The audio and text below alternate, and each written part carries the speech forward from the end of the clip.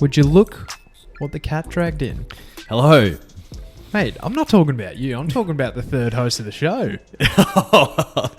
Yeah, the greatest of all time. Winksy, look at her. Mate, that is a hell of a Christmas present. Who gave you that? That's from Mum and Dad, so they did really well. Yeah, it's not a life-size version of Winks. Look, this is why you need to subscribe to the YouTube channel. Absolutely. YouTube.com/Polo Punt Club, because you can. This is audio, right, for people who are listening on the podcast. Yeah. You can't actually see Winks on the podcast, can you? And you can't watch the YouTube when you're driving. That'd just be silly, you know. That'd be silly. But this is why you need to, occasionally jump on YouTube, search the Polo Punt Club. Yeah. You can check out Winks in all her glory. I just got a haircut as well. Yeah. If you're listening to the podcast, you can't appreciate how bad it is. But it is short. Yeah, it is. She's the shortest she's been for a long time. Yeah. Almost as short as the price this old girl was. Oh, come on now. Come on. Here we go. Yeah. Mate, it was a good pod last week. It was, just getting back into it. First up, not bad. We're a bit slim rusty, but it is what it is. Slim rusty. I like it. Okay. Horses to follow. Kick us off. I've got to start with Arcaded. Yeah. Probably the only horse that was an easy winner for us all weekend. Which is strange because I think 5 of the first 6 races, they were favourites. Yeah, there was a ton of favourites that got up on the weekend. Yeah, we didn't find them. No, we really didn't. It was a punters weekend, but not a polo punters weekend. No, well said. Yeah, she ran well for us. She was 4 wide round the bend. Never looked like losing. She's got a really nice, relaxed, nice action. Absolutely gorgeous looking horse too. Godolphin fillies, please. A little soft spot for you? Yeah, I do, yeah. $14 in the Blue Diamond now. So, yeah, that's definitely a standout for me. Well tipped by you. What was it, 27 last week or so? In the Blue Diamond, something like that. Yeah, mid-20s. Yeah, so this is why you need to listen and actually take action, unlike this man. Yeah, talks about it on the podcast, thinks to himself, I'll chuck a little each way on that futures price tonight. Never did. You live and you learn, mate. I had Animo from the Colts and Geldings. Me too. So I'm sure you saw the times of each race. Yep. So that's why I'm a bit skeptical of the Arcaded form, because it was over 5 lengths slower than the Colts. It was, yeah. And Animo, mate, of all the horses I've seen go into the Blue Diamond, he's the one that I know will get 1,200 metres. Yeah, there was a big flashing light for me there too. That race, there's definitely more horses out of that Colts and Geldings race, which I think are more of a chance for the Blue Diamond. I think Arcaded could probably lift the tempo a bit, but all the horses that finish behind her, I don't think will feature. No, she's the best of the fillies, excluding Enthar. Yep, clearly. So I think it's a race in probably 3. Animo, Enthar, Arcaded. I'm probably missing one. But yeah, it'll be interesting to see those. I did see Richo from Racing.com. He said the Golden Slipper winner, we haven't seen him for a while. And it isn't Profiteer. It isn't anyone. It's a horse by the name of Forbes. Yeah. Never heard of that horse. No. So he reckons that thing is going to win the Golden Slipper. There you go. Crazy. Anyway.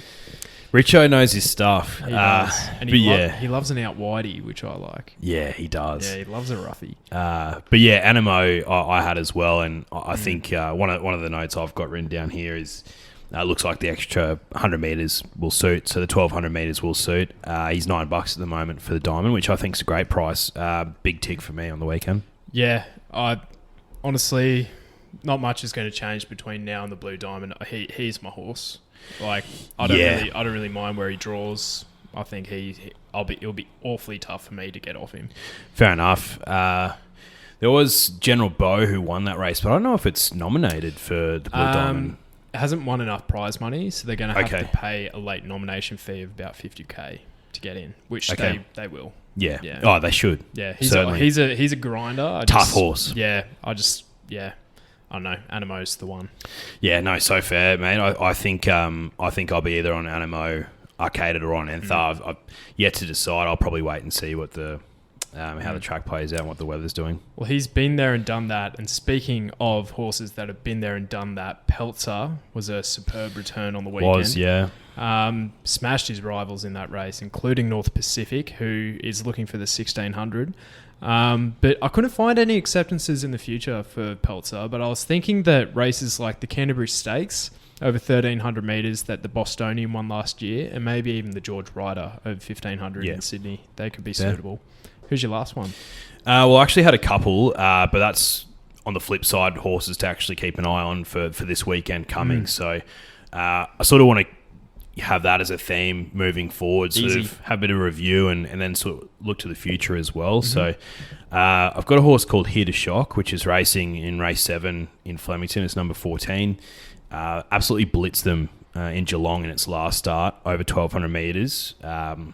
Ridden by Bossy, won by 4 or 5 lengths, and Bossy didn't even touch him. He draws wide here, but he did last start too. Bossy brought him straight across and just went.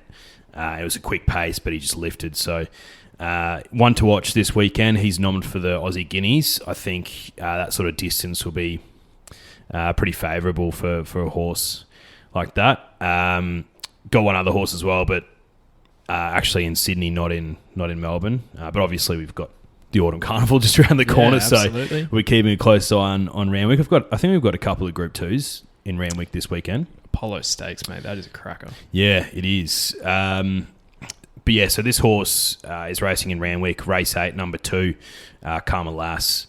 Currently $17. She's from across the ditch. She's a Kiwi. She's a Kiwi horse. She won the New Zealand 1,000 Guineas. Same trainers and owners of Probabile. $23 for the Surround Stakes. She's nominated for in a couple of weeks, and she's nominated for the Aussie Guineas too. But I think the Surround's probably what they're going to go after.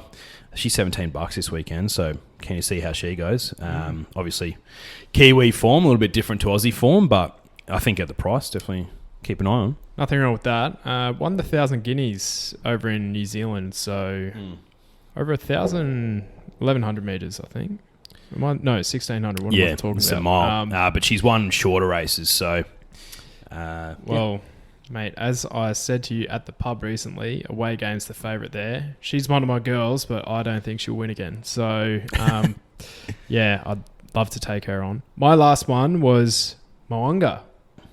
Yeah, I had a good look at Mo'unga this weekend. My goodness, what forgotten horse in the Australian Guineas. Yeah, he's what, $20 this week? No, $11 this weekend, about 20 in the Guineas. Yeah. Yeah.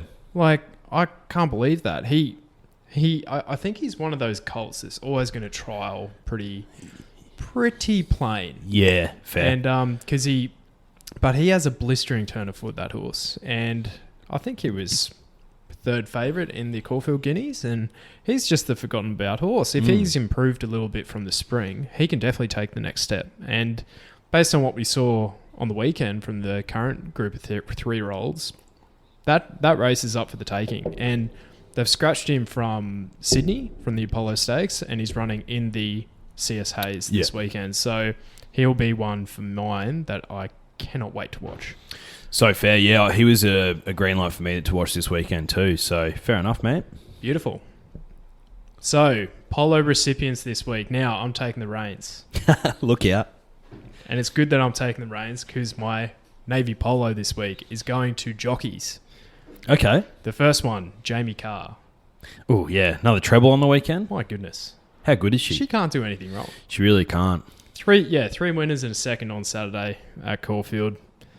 And what I am just taking notice of Jamie Carr now, she can just turn around these horses that are just no good. Yeah. And she's riding the big fella this weekend as well.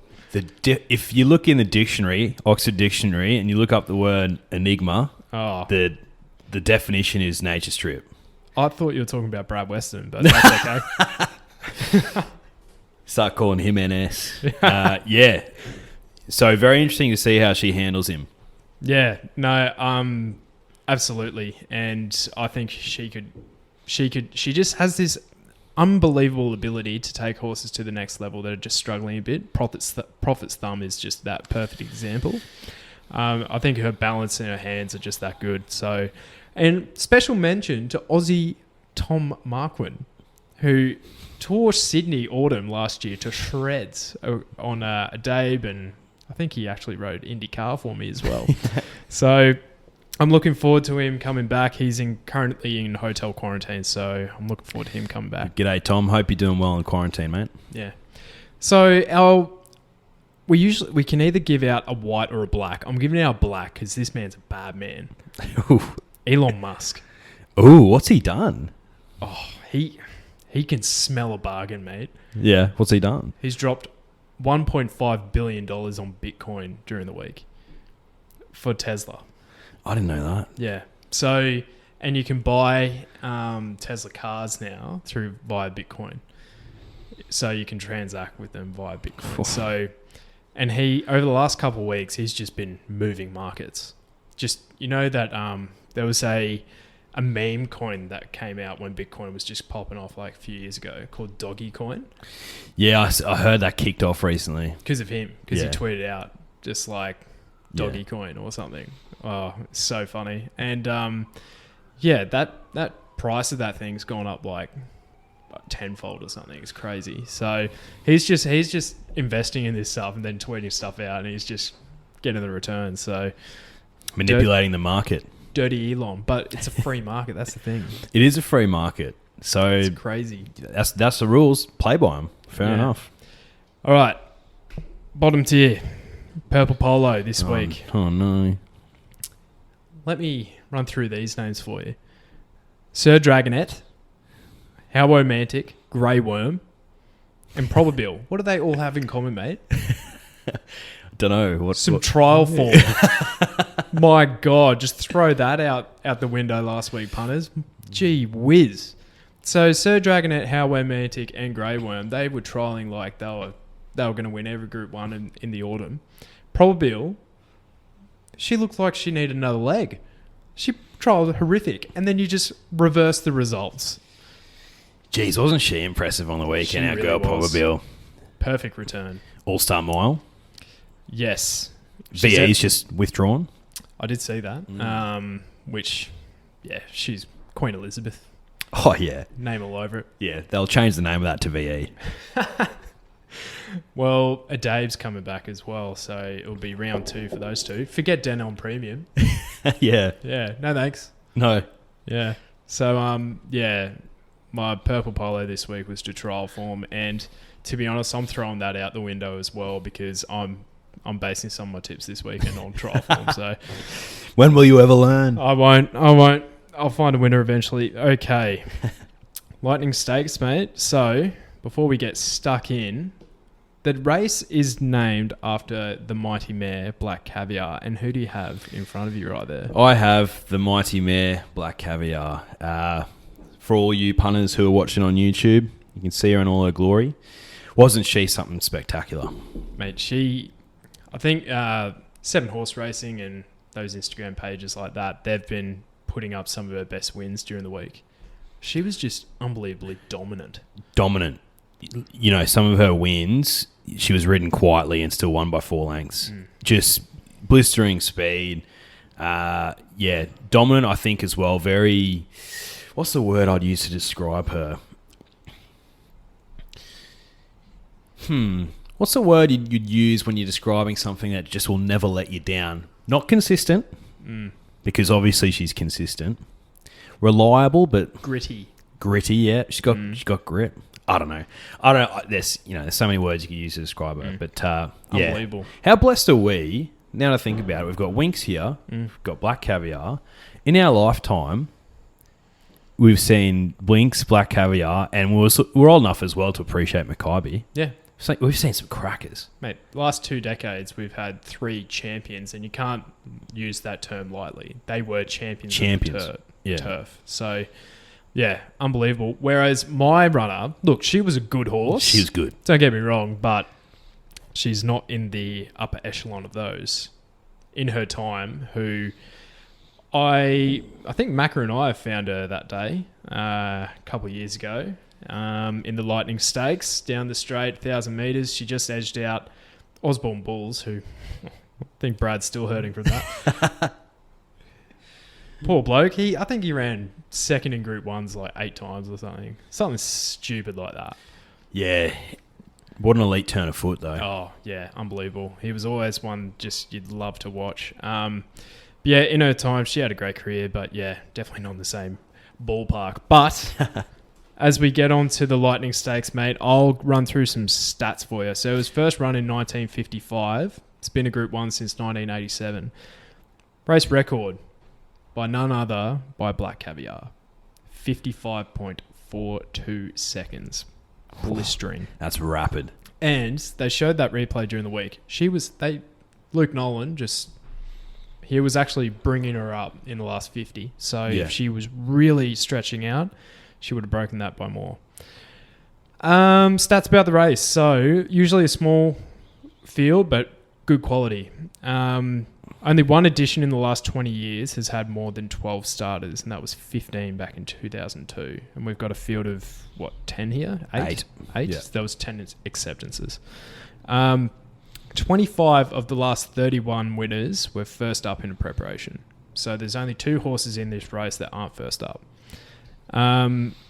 There's hasn't been a 3-year-old win the Lightning since 2005. So that puts a big question mark on September 1 and spots that. Prior Group 1 success helps, with 9 of the last 11 winners having prior Group 1 success. So I think there's 5 runners in the field, maybe 6, that have had Group 1 success. The Darley Sprint has produced 6 of the last winners in the last decade. So, down the straight, if you've been there, done that, it helps. So, bit of speed in this race. Oh, yeah. With NS, Pippi, Fabergino, all going forward, perhaps even spots that. It's half the field by my count. That is. What are your thoughts? Yeah, well, I think the early speed is perfect for this particular race because obviously we've got some swoopers there. You've got Bivouac. You've got September Run as well. Yes. But yeah, so I think if we wanted to go through each of the horses, you can see some pretty clear straight dominant horses like Bivouac and September Run. One other horse that I also wanted to have a look at, which I thought was interesting, Elite Street. Yes, he flies. Yeah, came from nowhere in the Winterbottom. In the Winterbottom, yeah, paying like 20s. Yeah, my thing for mine was that last prep he went from a maiden to winning a Group 1. Yeah, I was just going to mention that. Races. So I'd really love to see how it goes. I don't, it's not in my trifecta, full disclosure, but interesting. He was also disqualified as 4 runs back for having an illicit substance in his bloodstream, which I'm not suggesting anything, but I find that interesting. That is interesting. But yeah, just an off day for the old young fella. But it'll be interesting to see. Well, there's a couple of WA runners in this race. I'm interested to see how both of them will go against the best sprinters that we have to put up, which is definitely Nature Strip and Bivouac. Fabergino for mine, I think she's a Group 2 horse. I think she's just a rung down. Yeah, if you look at her form, just on that, she's got a cracking record at the distance, cracking record when the tracks rock hard. I think she's a danger, but you're right. I think her very best is still a length off, the upper echelon of sprinters in the country. Yeah. I think she'll probably be following Pippi wherever she goes. So Pippi's drawn right in the middle. She'll probably eyeball Nature Strip, and then I think they'll probably go the far side. Yeah. Towards instead of the grandstand side, so far side of the broadcast. And it'll be Nature Strip and Pippi basically running it out together there. And then basically everyone just trying to get the best run behind. Yeah. What I raised before with Jamie Carr has come in massively into my calculations. I was looking through this race and I was like, okay, Nature Strip, he has failed his last 2 times first up. Bivouac, he needs a run and he needs to be out to 1200. first up. Elite Street, to be honest, I don't know enough about the horse to really have a firm opinion, but he's gone from a maiden to a Group 1. Yeah, that's what I found so interesting. Is that massive rise in class every time, and this is another class above. So I'm just really keen to see how much potential that horse has. But yeah, agreed. I think Jamie Carr being on Nature Strip is something that needs to be considered. Yeah, Hal Borson, not NGE for mine, not good enough.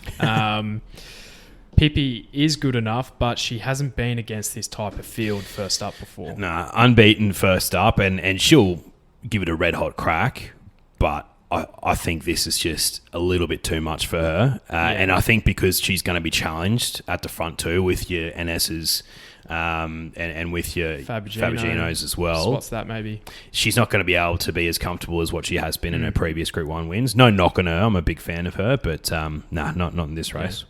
Fabergino, as we touched on, Group 2 horse for mine. September run, you look at her first up run, last prep, she just needed the run in her legs. And I think she'll be the same case here. She'll be very close to the Newmarket favourite. I reckon they'll be looking for her to just run into fourth in this race. They're not wanting her fully wound up. Flashing light, yeah. Yep. It's interesting, actually, if you look at this is a different distance, her Coolmore win, and you compare it to Biv's win in the VRC. Mm-hmm. Both 1,200 metres, but September run was literally a second slower in the Coolmore in her victory compared to Biv. So a second doesn't sound like much, but in horse racing it is still a fair amount. 6 lengths. 6 lengths. So that's a lot of ground that September run needs to make up. However, she will get a lot of early speed here, and I think the extra weight off her back, and the fact that she's proven on the straight too. I think she's going to rock it home. I really do. I think her, Biv, and Swats that going to sit off the pace, find exactly where they need to go, and just pounce at the end. Just go bang. I really think she's going to run well. Plus, I'm just a sucker for lightly weighted fillies. I can't help it. Yeah, you can't help it. I can't help it. Someone stop this man. And the final horse in the field, Swats that. I think she'll run out of her skin. I think she'll beat September run home. But as I touched on, I've gone with the Enigma. Have you? Nature Strip. I had a feeling you might. I've been lured in, and his last 2 times first up, he was $1.40, $1.30. You're getting $4.20. Oi. $4.20. $4.20, bruh. Getting $4.20 to find out now. That is unbelievable for that type of galloper. And what I heard from Kieran Marr during the week, different trainers, but they had a very similar issue throughout the spring where they had a bit of mucus in the throat. And Anders, after that got announced, I think he ran last at his last 2 or 3 starts. Nature Strip actually, to his credit, he actually ran pretty well. He ran 7th in that red hot Everest, where he was just never suited with Eduardo going forward. He ran 4th before that to Libertini, and then he ran 2nd. He was absolutely smacked in the VRC sprint, but I think by then he was just cooked. If he's had a bit of a flu, he's actually run pretty well. Yeah. So if he's over those issues, he's trialled nicely, as he usually does. I think he can run a great race for me. Fair enough. And I'm not usually one to tip into him. I really try to avoid it. Yeah, you do. Yeah. Look, is Bivouac the best straight runner in Australia? See, Nature Strip has good form down the straight too. The only time he's run out of the top 3 was in the Lightning last year. When he gets over 1,200, 1,100 down the straight, he's elite. So, 1,000 metres here, but I'd trust Nature Strip to win a 1,000-metre race over Bivouac. Yeah, okay, fair enough. Look, this is the way I'm looking at it. This is a stacked race, and a few of these horses could win it easily, right? For me, I'm looking at, okay, what's the best horse in this race, in my opinion? Bivouac is the best horse in this race. Okay, what are the knockers on Biv? or the queries first up, 100% that's a query. The distance, 100% that's a query. If you go back, though, when he's been first up in the past, well, let's go back to last prep. He was first up in the shorts, I believe, which is a Group 3 or a Group 2, maybe. Actually, probably be a Group 2. Group 2. Right, so... And then he went on to race in the Everest. That was second up. Obviously, that's more of a target than the shorts. And then he goes on to win the VRC. So that they would have thought, the Godolphin stable would have had him, let's get him rock hard for the Everest and make sure he's still rock hard for the VRC. This is a Group 1, and he's still got his nuts. So they're looking to pick up as many Group 1s as they can. I think he'll be ready to go. I know the query, 1,000 metres, not 1,200. I still think he's got the class here. I think he'll win. Not only that, I think he's the best bet of the day. I think Biv will win this. Wow. Yeah. That's he's $2.90 at the moment. I honestly think he'll get pumped into twos. Well, Nature Strip will start over $5 if that's the case. Yeah, Nature Strip. He's 6 years old now. I just don't think his best is there anymore. I think his best was 12 months ago, 18 months ago. Oh, look, could be proven wrong, 100%. I could, but I think Biv will win this. And yeah, I think September Run and Swats That. I think Swats That could give September Run a run for money in this. But yeah, look, I've got Biv winning. I've got September Run running second, and I've got Swats That running third. Jeez, speechless. That's no, fair enough, mate. You made a good case. I have the big fella on top, Nature Strip. I Pippi running second because she's a good girl. Yeah, she's great. I think it was either Damien Lane or whoever it was saying that she's flying, best she's ever gone. And if that's the case, she could go to the next level. But there is an incentive for her to race really well here because she's going into her last preparation as a mare, and then she's going into the breeding barn. Yeah. So they could get a third Group 1. My goodness, her fee could go up by 100, 200k, whatever it is. Fair, yeah. So I think she's in for a cracking prep. Cracking run, because after her first up run, she does nothing. She doesn't do anything. And I have Bivouac running to third. I couldn't get past him. So, yeah, interesting. Oh, it'll be a cracking race, and yeah, I think I could be 100% off the mark, and I'm just picturing the early speed just favouring these back markers and just going bang, just running over the top of the front runners. Might not play out like that at all. It could be a leader's day. It could be. Who knows? Who knows, mate? Not me. Not me. Neither. So yeah, crikey. Jamie Carr to change around the fortunes of Nature Strip. Thank you very much. Okay. Juicy Stakes time. So, bit of a recap from last week. How'd your value go? Mate, Yulong Turbo. What happened to the Well, the only thing that was consistent with his run last time compared to this time is he's still bloody enormous. That hasn't changed. He's enormous. Yeah, look, he was no good. I think he wants further, and by further, like, we're talking 2,000 plus. Yeah, I think, for a 2-year-old, he wants 1,600. Yeah. I think he has a bit of growing up to do, the big fella. My each way of the day was Construct, who just beat him home in the same race. So I think we finished 8th and 9th there. So no thanks. My value was Hindam, who ran a great 6th out of 7. She just got way too far back. So, not sacking her. Who was your each way? It's our time. It ran well, ran third. So definitely one to keep an eye on. I think it was about 250 to 290 for the place as well. So not too bad. Cop that. Cop that. And my best of the day was Grey Worm, who, look, I potted him in the Polo segment, but you know what? He actually ran really well. He did. He absolutely smashed the clock in the middle parts of the race, and he lost by less of the length. So he stayed on quite well. That was a sweet ride by Jamie Carr and Prophet's Thumb. Yeah, he's had one run in about 40 weeks. So, yeah, he can win. Keep on him. Yeah. For my best, I had Arcaded, which we spoke about at the start of the pod. Ran really well, so happy with that. Okay, well, let's get some better fortune this week. Kick us off. Who's your value play of the day? Mate, if you go to race 2 in Flemington, the 2-year-olds. Oh, shock me. I love the 2-year-olds. Of course you do. So there's a horse, number 10, called Sarsmith, or Sassmith. Sassmith. 2-year-old filly, Mara and Eustace stable. It's $27 at the moment. So it won its first up run. Second run, it was looming up like it was going to win. But it peaked a bit early, so I got ran over the top of. But dropped some weight here, and she draws well. And as we've said before on the pod, thousands of times, 2-year-olds, here one day, gone the next. I think she'll be back this week. Well, I'm hoping so, for $27. She's taken on some proven horses.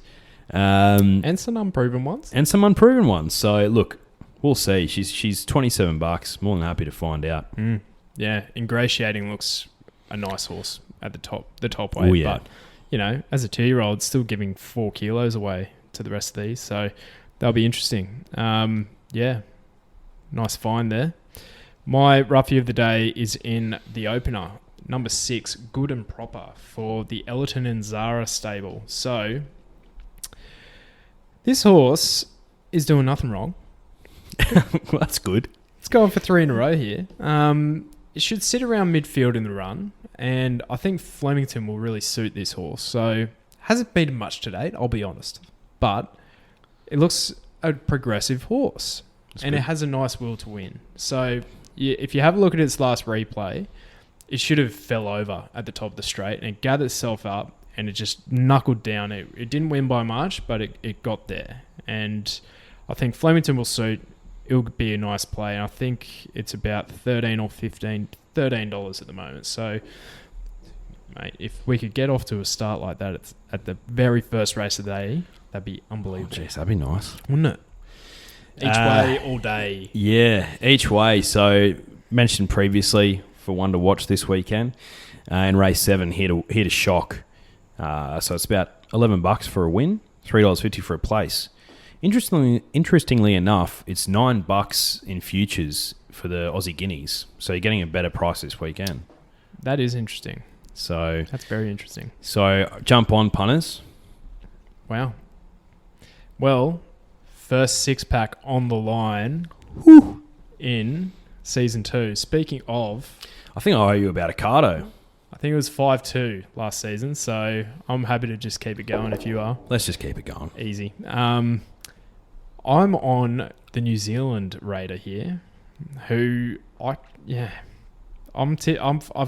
looked at the experts about this horse from Racing.com. They have autumn contenders. They're saying this thing should be favourite. Look, I'm no expert. I'm just a part-time punter who has a podcast. But if anyone's listening, I think this horse is a great shout at 7-1 at the current quote. He will sit midfield or go right back in the run, but he has an absolute elite turn of foot. His not last run, but the run before that at Ellerslie, my goodness, I think he was 3 lengths off him at the 100, and he ate it up. Is this number 6 Brando? Oh, yeah. Sorry, I forgot to name the horse.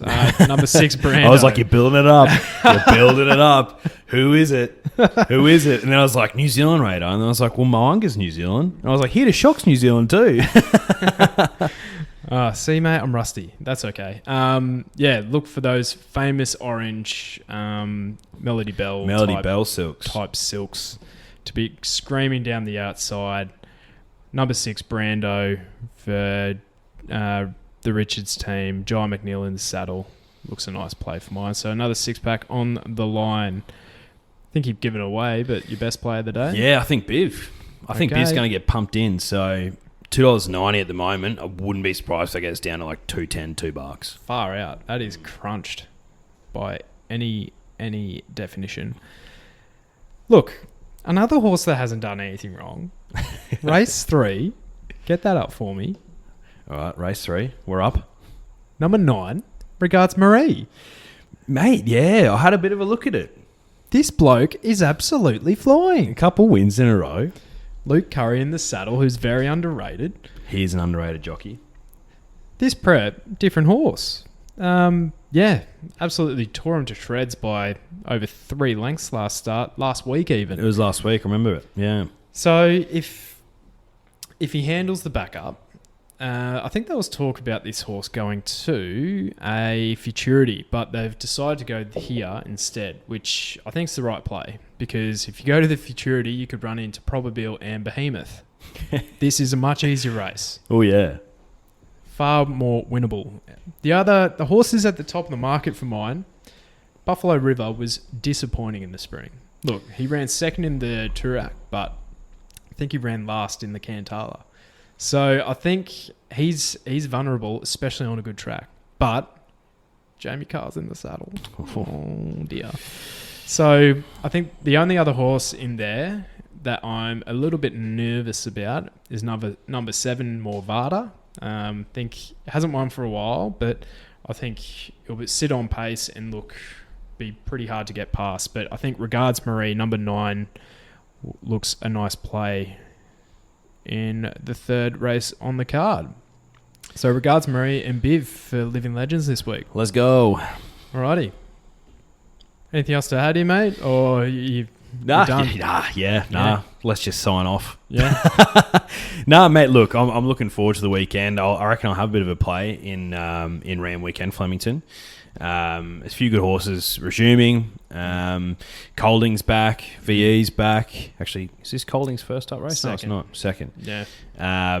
A few other good horses. So I'm really looking forward to it. And I think I'll start to get in my rhythm and hopefully peak come championship time.